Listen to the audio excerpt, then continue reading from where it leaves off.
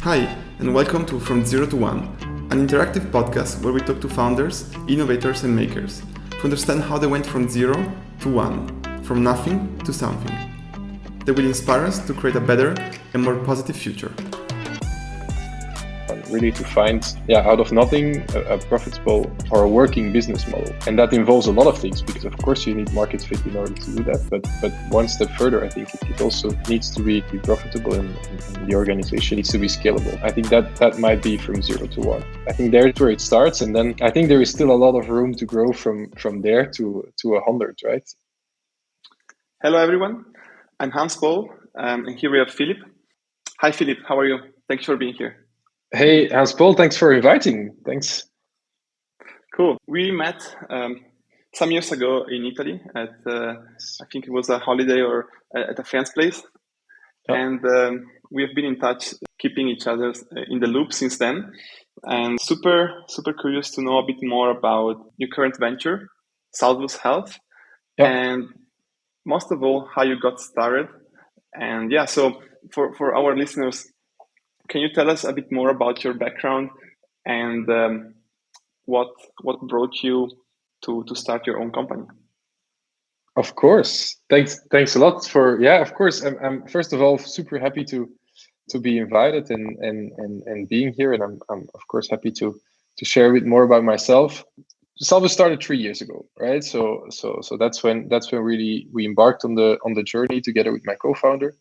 But actually, I think it started already way before. When I chose to study, I first wanted to be a doctor, just like my father was. But then I realized that being with patients all day was not my thing. But I still had this urge of like, how can I do something that I can help people? I can influence the health of people. That was a bit what I was looking for. In the end, studied biomedical engineering, really trying with medical applications to help people. But in that experience, I realized that I'm maybe not the most technical person, the most real engineer, let's say. And I already was looking for different ways to make a business out of what we were doing in university, right? There's a lot of research. There is a lot of spectacular things that were invented around me. And I was always the one looking like, how can we bring this to the market? So that I think the entrepreneurial spirit was there from very early on. But I think only until I after graduated, I joined a master in entrepreneurship, a master in innovation, that I really saw like people around me from my age that already founded a company, that some of them sold companies, that I really realized like, okay, this is really something that we can do. You know, starting a business is something that everybody can do, and I think it's because of my friends at the business school that I started reading more about entrepreneurship, that I started getting really curious, and I think that's when it really started. So, well, basically, I joined a tech startup in Spain right after my graduation. It was a company in electronic signatures. I joined when the company there were 5 people or so. We were only based in Spain. Yeah, together with the founders, we expanded. We went international. We went to Belgium, to the Netherlands, and Belgium is my home country. And so we started expanding there. And I learned like a ton. I learned doing sales. I learned business development. I mean, it was a completely new thing for me, and it was a fantastic first dive into the startup culture. After 1.5 years, I wanted to come back to my home country. I was living abroad at that point for quite a while, and I settled in Belgium. Joined another tech company. That company was a bit bigger. They were 50 people, and there I saw the evolution from 50 to 100 people, let's say. And so again, worked very close to the founders. Yeah, at some point I had the feeling like, okay, this is really what I also wanna do. The only difference that I always felt was that I wanted to make a little bit more of an impact. So the 2 companies that I was working for, they did fantastic things. They made technology for other corporates to be more efficient or to do better marketing, or basically to make more money. But I wanted to do something that I could back to again where we started, something that I could influence, let's say, the lives of people. I could do something with my background, and that's actually when I decided to jump into an idea that I had and to start Salvus. Nice. That's great. Philip, can you tell us a bit more about what's Salvus Health for the people listening? Yeah, of course. So Salvus is a company that helps people to control their health. I mean, it's a kind of setup, a health corner that we place in local pharmacies where people can measure several health parameters, such as blood pressure or weight or fat percentage, saturation, BMI, diabetes as well, diabetes risk as well. So, and people are actually guided by the tool to measure those parameters on themselves. And the pharmacy can use the tool to actually give those people, more insight on their pharmaceutical care that they need. So for the pharmacy, it's actually a way to attract more people to the pharmacy, a way to engage with the people and to make sure that those people come over and over again to their pharmacy. This way they can differentiate from let's say the online pressure that is on the pharmacies nowadays. Would you say it's a way to augment the the experience of users of pharmacies? To automate the experience? Augment, To improve. augment.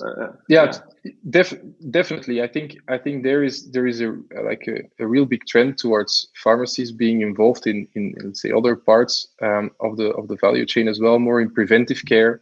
Rather than only the dispensing of medicine. I think there is an extreme value also in the pharmaceutical care, right? Making sure that people use their medication in the right way, that our people are motivated to also keep using that medication. And sometimes those measurements can help people to understand what is actually happening with their body and to be more immersed in that in their own health and therefore also with better health outcomes. So I definitely think it broadens the scope of the pharmacy and I think it makes the profession of the pharmacist also much more beautiful rather than just dispensing, which is I think the reason why the online pharmacies are gaining traction at the moment, because the difference is very very small into what the online pharmacy is doing and what the traditional pharmacy has been doing until now. But if this profession of pharmacy further evolves and they take more, let's say, the care into their portfolio, I think then it becomes a very, very interesting healthcare player and a very underestimated healthcare player.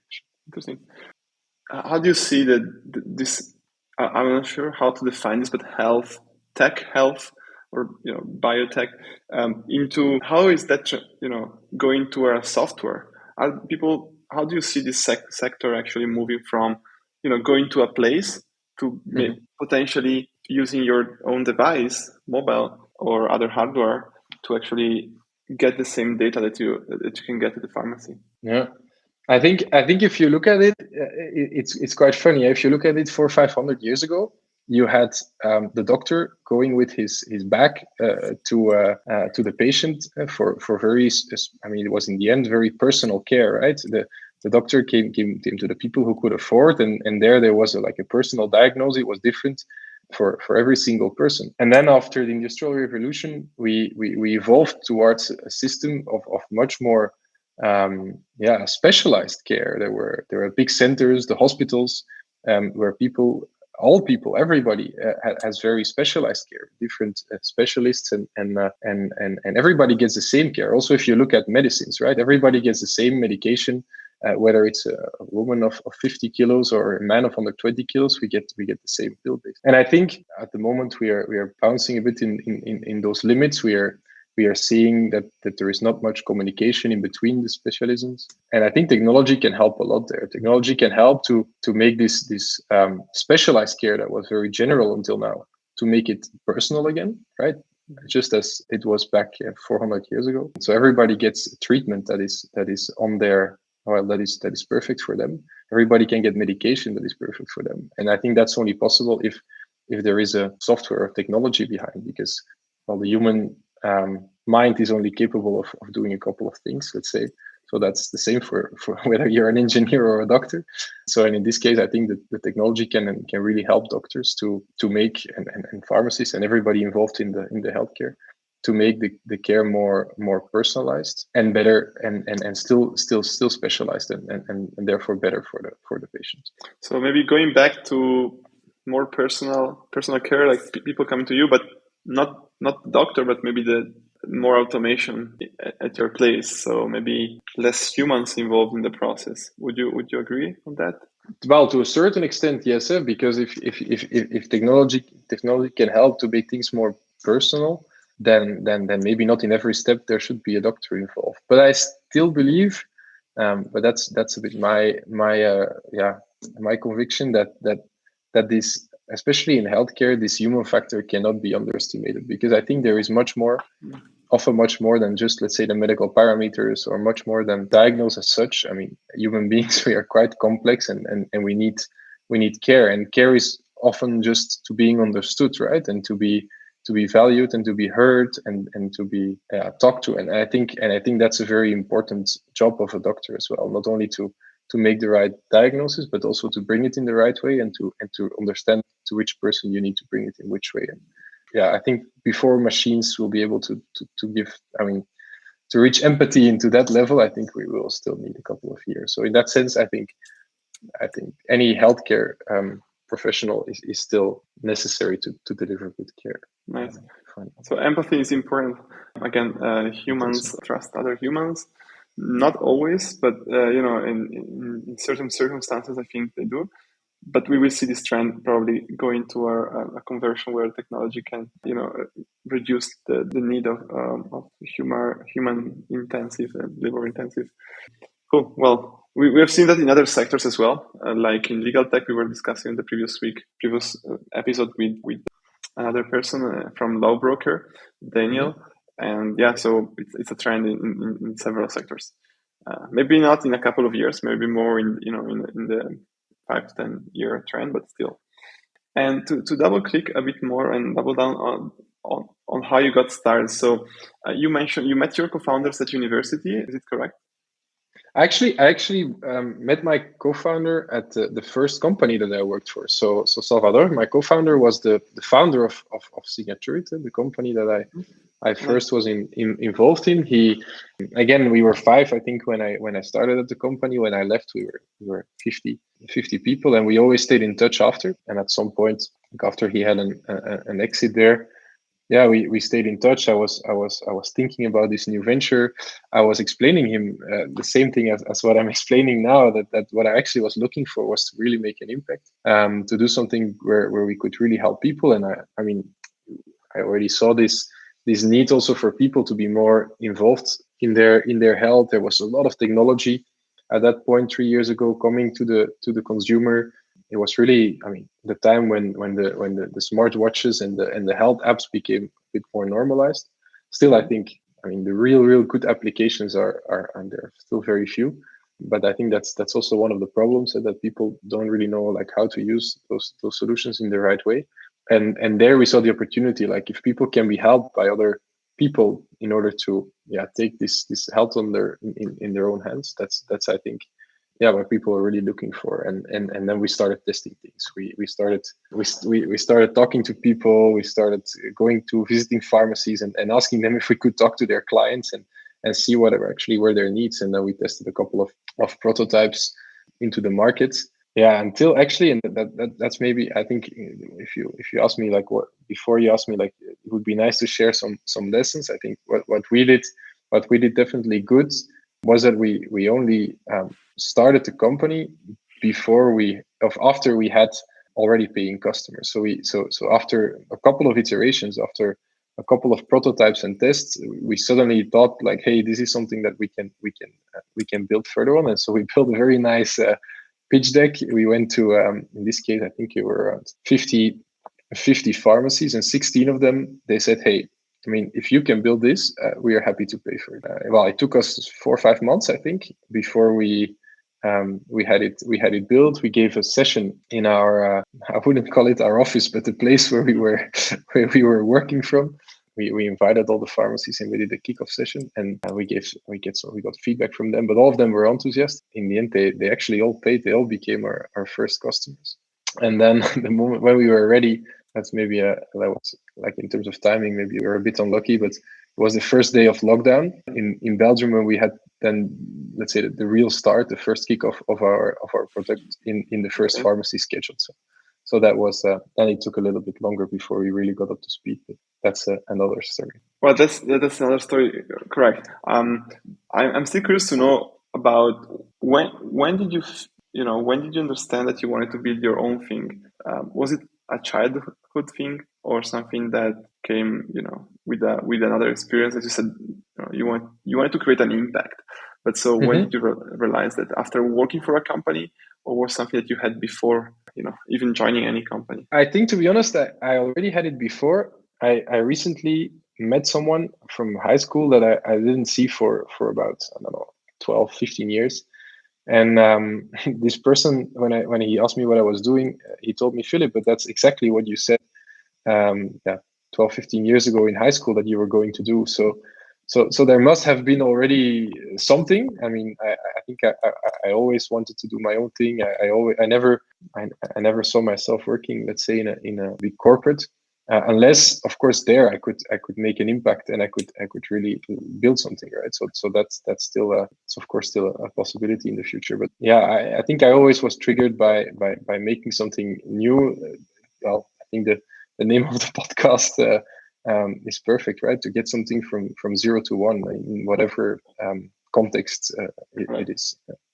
And we will get there. We want to know what's the one for you. But before that, was there another startup before this one? Did you start another company before? I've been involved in some ideas, more as a side business. We tested some kind of consumer sticker business for hockey players. It's an idea that we stole from cycling. Actually, there were when I started to be more involved in cycling, I bought a bike while I was living in Barcelona to discover the area over there, and people were cycling with a sticker. Yeah, I was interested in that, and I looked it up on the internet, and the stickers were very expensive. It was, I don't know, it was 20, 30 euros for a pack of stickers. And I was thinking, like, well, that must be an incredible business. Is there a way that we can duplicate this, but with another in another segment? And started talking to some friends. And in the end, there was a friend of mine that is a professional hockey player in Belgium, and he said, "Why don't we do this for hockey stickers?" And he played at that point in the national team, so he convinced actually all his teammates to, whenever we printed the stickers, to also put it on their hockey stick, and to make a promotional campaign. And this was around the Christmas period, and then like you can imagine that the Belgian national hockey team. At that point, they were less known than they're now. Now they're actually Olympic champions in field hockey. But at that point already, they had quite some impact on the youth here in Belgium. And it was quite a hit back then at Christmas and then Sydney Claus, which is an important day for children in Belgium. But in the end, I mean, the story actually ended for a legal issue. Because at that moment the clubs started complaining about their copyrights of the logo, and then they started asking money for that. And I mean, we were young. Well, we were not even a startup; it was just a side project, and we couldn't afford the fees that they were asking. And then the story stopped. Oh yeah, I mean, that's a good project. How many did you sell? Did you sell online or? Yeah, we only sold online. How many did we sell? I don't know. It was not much. Maybe, I don't know. Maybe we sold for 10,000 euros of stickers or so. It was nothing special. That's a good way to start. I mean, getting your hands dirty and starting with a small project, whatever brings in. I think it's I always say, sometimes I was in San Francisco in 2011 between my bachelor and master's. And that month was like almost like half of the bachelor itself. The more you do things and you get your hands dirty, as you did with this sticker idea, actually, the more I guess you get closer to to build something bigger potentially.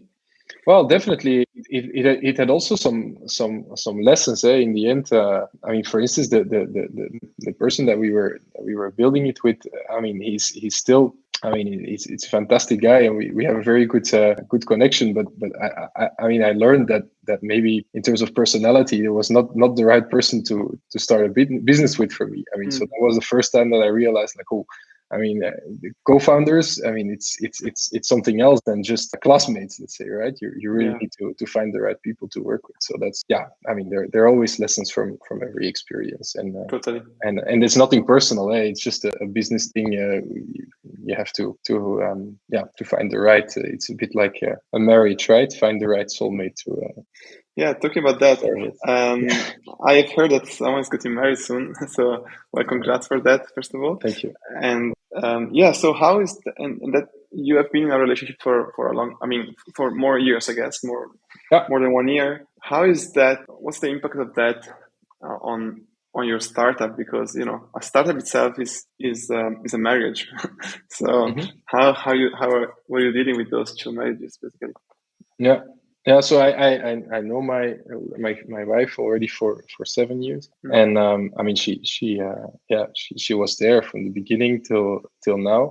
And actually for me it was maybe quite the opposite of what people expect. For me it was really an incredible help to have her. I mean, most importantly, of course, because she's always there to support. I mean, you know you know as good as anybody else, but it's not always easy to start a company, and there are always moments that are difficult, and I had always somebody that was supporting me, that was asking the right questions, and really like, yeah, somebody like a strong woman right behind every man. So that's important. And I think also from, I mean, the fact we were starting a little family, and she has a very stable job, and that also helps, right, to get some income in the family, because in the end, you as an entrepreneur, you take some risk in the beginning. It's maybe difficult to pay yourself a salary, and I mean, still you need to survive. So if you want to give the company more oxygen, then family life, it's maybe a bit more difficult, and I think there she also played a very important role, and to give a bit of stability, right, where I was the one, or I am the one that brings in the risk, and I don't know, maybe some upside potentially, but she's the one that more the stability in our relationship from that side. Yeah. So that's a team play, right? I mean, again, Yes. you're kind of hedging the risks there, which is great. That's a Yeah. demonstration that family itself is a startup somehow. Yeah. And cool. So she's not an entrepreneur yet, right? No, and I'm not sure. I'm not sure if she will, if she will be in that sense. I think as you say, the partnership works well. So maybe in this case we should keep what is good. So nice. It's interesting. I mean, some people manage to create a business with their partner. Some people prefer not to, but that's very very personal, I guess. yeah, Well, very personal. thank you, Philip. I think we got very much into the understanding of the importance of having the right co-founder from the beginning. In your case, also the relationship, helped you a lot, and some insight on the health, tech, and biotech sectors, and how somehow also your studies kind of helped you. But you had the urge, and the idea of maybe.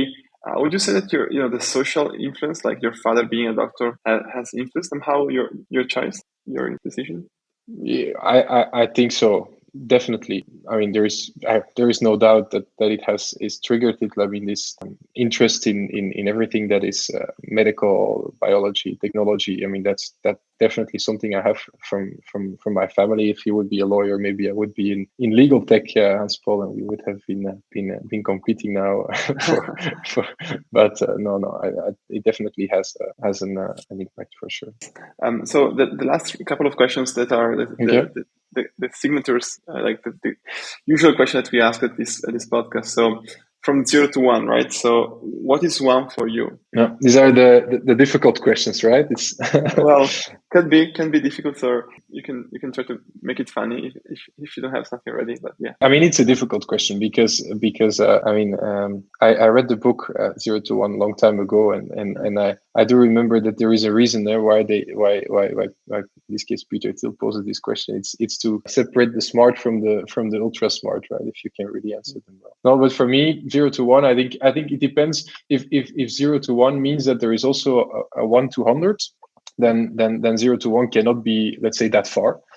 So it must be somewhere in the beginning. Maybe first, I would think it's like when you as a company get products. I think that could be like a very easy answer from what is 0 to 1. But then if you think about it a bit more, there's so many companies, and especially if you see now in these times, the COVID, like post-COVID crisis times, there's so many companies that had lately, extremely big rounds, unicorns, and that are now in very hard waters because the valuations of tech dropped incredibly. So I mean, you could argue if they really made it to one, maybe not, right? So maybe rather than product market fit, it's still a step further, and you really need to find profitable business. I think that might be from 0 to 1, really to find out of nothing a profitable or a working business model, and that involves a lot of things, because of course you need market fit in order to do that. But one step further, I think it also needs to be needs to be profitable, and the organization needs to work and needs to be scalable. So I think that's if there is I think there's where it starts, and then I think there is still a lot of room to grow from there to 100, right? Nice. That's very thoughtful answer. Yeah. Indeed, we saw a lot of those tech giants who suffered, because some of them were, VC pumped VCs. Maybe the metrics were not as enticing as other companies who had less, VC money, but more actually good metrics, as you said, profitable metrics. Next question is, what important truth? This is a classic question, but Peter Thiel, do very few people agree with you on? Which is kind of linked to the next question, but yeah. Yeah, it's a difficult one. Maybe actually it could maybe be what we already discussed partly earlier in this interview, which would be that I think a lot of people underestimate first the potential power of pharmacists or pharmacies. I think if you look at digital health, most of the companies are focused on hospitals, on doctors, bypassing the pharmacies or completely eradicating them, basically. And I think there is actually a huge opportunity there, because they are super accessible. I mean, they have spaces everywhere.